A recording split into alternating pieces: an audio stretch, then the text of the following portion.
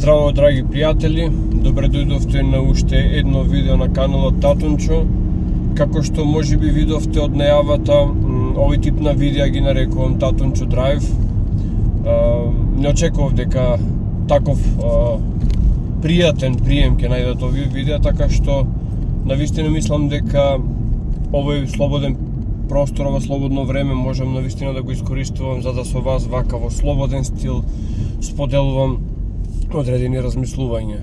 За денес размислував една многу интересна и многу актуелна тема, а тоа се климатските промени и сите агенди кои што се промовираат поврзани со тоа што се нарекува климатски промени.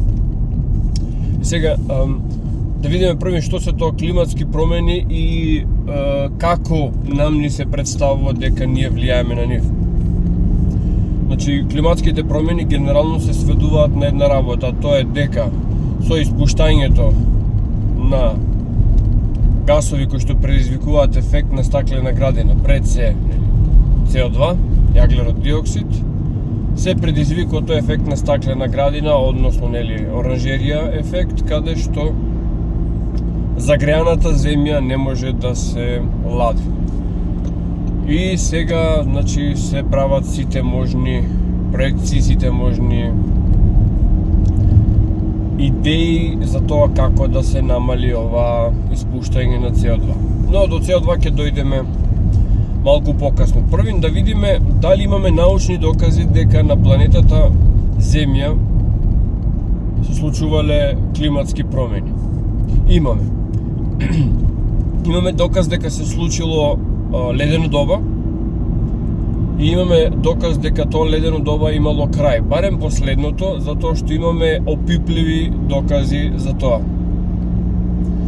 Опиплив доказ за леденото доба се мамутите кои што се пронајдени во Сибир, во Русија. Значи, мамутите се видови на слонови, што претпоставува дека пред настапувањето на тоа ледено доба климата таму била различна, била слична на тропската клима во денешно време. И што уште пофасцинантно, фактот дека тие мамути биле зачувани целосно, без никакво распаѓање, дури на одредени примероци е најдена и несварена храна во нивните желудници, докажува дека тој момент на заладување, тој момент на замрзнување бил речиси инстантен. Речиси се случил во многу кратко време. Значи, како во оние сцените од Game of Thrones, каде што доаѓа Night King и поминува со облакот на мраз и замрзнува се. Или во експериментални услови кога ќе поминете со течен јаглерод диоксид врз одреден предмет, значи моментално смрзнува. Значи, тоа е научниот доказ дека таквото моментално смрзнување и создавање на таа ледена обвивка се случил. А дека таа ледена обвивка која што опфаќала добар дел од северната хемисфера во еден момент се растопил или почнал да се топи и тоа повторно нагло, го имаме во сите култури, сите цивилизации, сите митологии кои што зборуваат за еден огромен сеопшт потоп. Библискиот потоп е најтипичен пример за тоа, но јас сум го обработувал тој во други видеа. Значи, Библијата не е единствениот извор кој што зборува за тој потоп. Значи, го имате во сите митологии, го имате во епот за Гилгамеш, кој што е многу фасцинантна книга, што значи ги имаме овие два моменти за кои што со сигурност, или речиси со сигурност можеме да знаеме дека се случиле, што значи климата си има променето речиси моментално во далечното минато. Во едно минато во кое што немало ниту индустрија, немало нити значи производство на телешко месо на индустријско ниво, значи да биде толку големо, значи тој испуштање на метан од кравите да биде толку големо. Што значи се случило од причини кои што ние не можеме да ги објасниме. Во времето кога северната хемисфера била под лед, се знае дека и цивилизациите кои што постоеле во тоа време и животот вирел во околу екваторот, онаму каде што било топло. Што значи имањето топла и благопријатна клима фаворизира создавање на живот. И процесот на ширење, како на живиот свет, така подоци на цивилизацијата, е аналоген на тоа во кој правец се движи топењето на ледот. Значи, ова се веќе научни претпоставки за кои што мислам дека се уште немаат конкретни докази, нели? Преминувањето на Homo sapiens од Африка кон Европа го следи токму тој тренд, значи топењето на ледот и преминување во едни по различни услови од оние кои што се во Африка и имаме имаме појавата на Homo sapiens во Европа. Значи тие се два случаеви кои што ги можеме нели да ги потврдиме. И сега ние како цивилизација во последните 5-6 хиljadi години од како ја запишуваме историјата, а и порано, значи можеме да зборуваме значи некои десетини илјади години наназад, сме во оној процес на затоплување. Значи каде што мразот се повлекува кон половите и се поголеми територии стануваат достапни како за вирење на живот, така и за градење на човечка цивилизација таму, што не се аналогни тие две работи. Значи не значи дека треба да има нужно цивилизација секаде каде што има услови за живот. Во 14-тиот век, значи прилика времето пред Ренесансата, во Европа се случува едно мини ледено доба, при што значи зимите се долги, летата кратки, врнежливи, студени, што придонело да жетвите на храна не можат да бидат успешни, затоа што од ладното самите растенија, самото жито не можело да расне доволно. Значи, што се случило во 13-тиот век, односно во 14-тиот век, се извинувам, се случила глад, а подоцна се случува и големата епидемија на чума. И во тој период, речиси 50% од популацијата на Европа ја снемува од овие два фактори, значи гладот и студеното време кое што не овозможувало да се спроведе убаво жетвата. Што значи, за да имаме добро пољоделие и добро сточарство кое што е основа на нашата исхрана, треба да имаме што? Треба да имаме топло време. И сега доаѓаме во денешно време, каде што одредени научни кругови ни велат дека затоплувањето станува алармантно. Сега тука морам да отворам една заграда и да кажем една мала дигресија, да кажам дека порано ако мислевме дека историјата е фалсификувана, ако мислевме дека оние што се општествени хуманистички науки се базирани на погрешни постулати, во последно време се повеќе станувам свесен дека уште поголем фалсификат е направен во природните науки, односно од оно што врз основа на заклучоците на тие природни науки се вади како идеологија. И оваа климатска идеологија е дел од тие фалсификати во природните науки.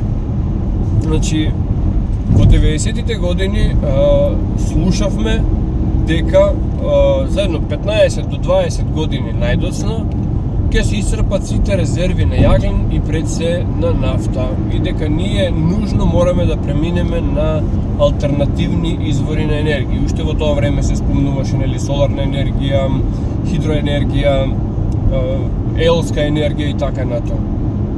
Сега помина од 90-тите години наваму 30 и повеќе години и гледаме дека оние што се традиционални места каде што има нафта, а тоа се Блискиот Исток, Венецуела, Америка, Русија, гледаме дека и понатаму работат на експлоатација на тие извори и како да се непресушни. Што значи нафтата продолжува да биде носечки извор на енергија. И сега, особено во она што значи развиен запад, значи американскиот континент и Европа, на нас ни се нуди тоа дека мораме подитно да направиме декарбонизација. Би ви упатил да го погледнете документарниот серијал The Man Who Made America или така нешто се однесуваше, каде што се објаснуваат, значи, патеките кон успехот на најголемите имиња од тоа време, значи на Морган, на Рокфелер, на Карнеги, на Форд, значи луѓето кои што буквално ја имаат изградено индустријална Америка и како се имаат однесувано во тоа време. Значи, буквално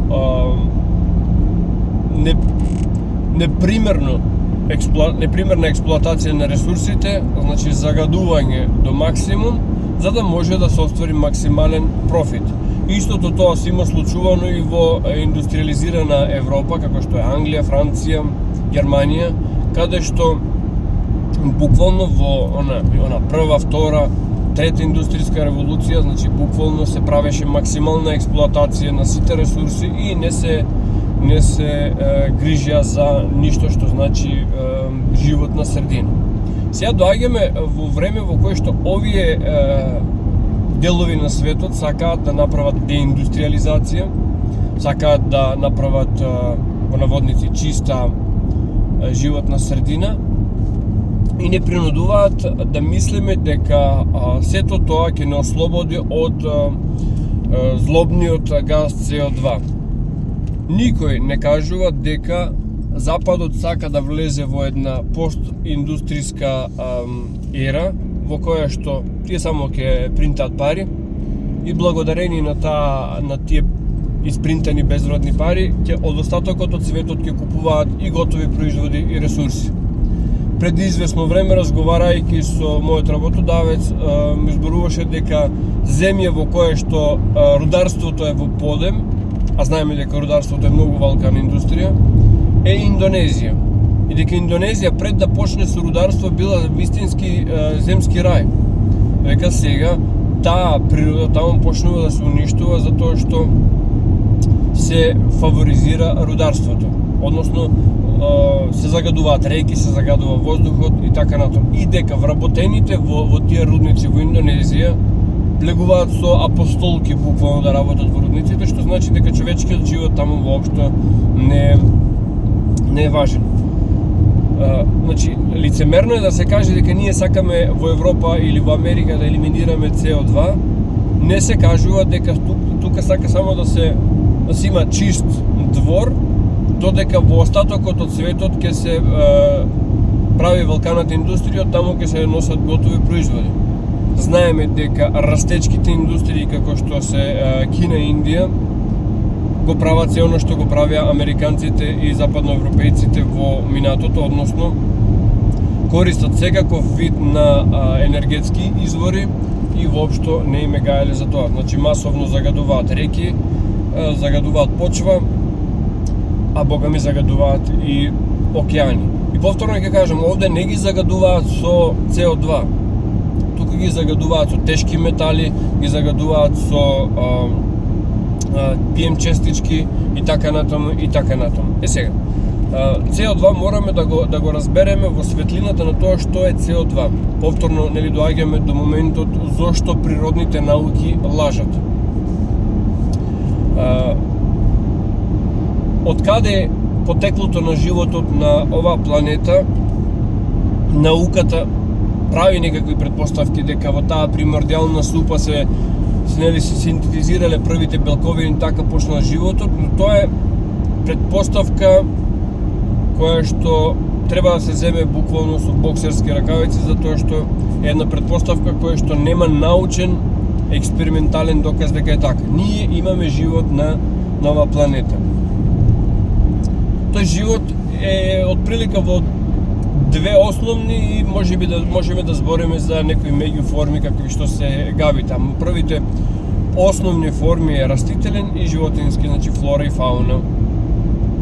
Фауната е секундарен тип на живот, што значи животинскиот тип на на живот, како што сме ние луѓето, остатокот од животните, ние сме секундарни. Примарни се растенијата. Растенијата ја имаат таа карактеристика, не знаеме зошто, но ја имаат.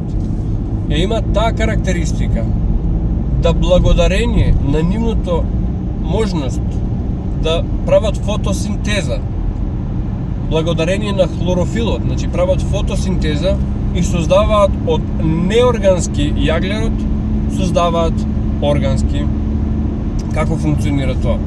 Значи, растенијата преку листовите впиваат јаглерод диоксид од воздухот.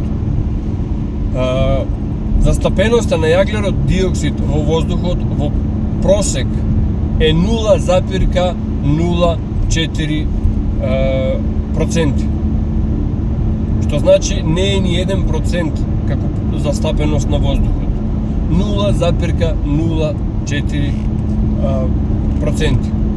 Од тие 0,04% се хранат растенијата. Земајќи го тој јаглерод диоксид, имаат само еден атом на јаглерод и два атоми на кислород. Тој еден атом на јаглерод во фотосинтеза го комбинираат со вода, со други елементи кои што се потребни за конкретното растение и создаваат органска материја, создаваат живот. Кислородот, тие два атоми на кислород ги оставаат надвор во атмосферата. Што значи? Логиката вели, ако сакаме да го намалиме јаглеродниот диоксид, треба да го зголемиме растителниот свет. Значи треба да имаме повеќе дрвја, повеќе зеленило и така натаму. Со таа застапеност од 0,04%, јас не знам каква е таа моќ на овој редок газ да прави ефект на стаклена градина. Еден мит околу јаглеродниот диоксид. Јаглеродниот диоксид не е отровен.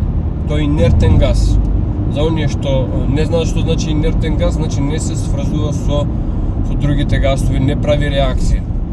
Оние кои што имаат искуство од заварување знаат дека CO2, односно гасот CO2 во комбинација со аргон, и тоа аргонот е мала количина, доминира CO2, се користи за заштита на високо загреаниот метал кога се заварува, затоа што буквално го изолира од хемиски реакции. Што значи ова не е отровен газ. Отровен газ е јаглерод моноксид кој што се создава при горење каде што нема доволно кислород, но тоа се други дискусии. Што значи, јаглеродниот диоксид, самиот факт дека е основа на фотосинтезата, а фотосинтезата е основа на животот на оваа планета, е повеќе од потребен. Тоа е храната на животот.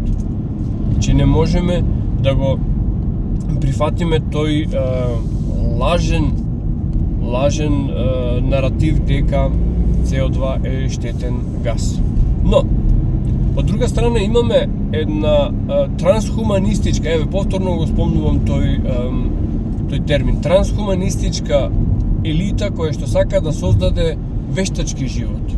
Сака да создаде живот во кој што ќе доминираат машините, ќе доминираат технологијата. И нормално на нив им смета се она што е животно, се она што е живот. И од тие причини, значи основата на животот што е јаглеродниот диоксид и сиот природен растителен свет, нормално дека им смета. За да нивните супер технологии функционираат, нормално е дека животот треба да им отстапи простор.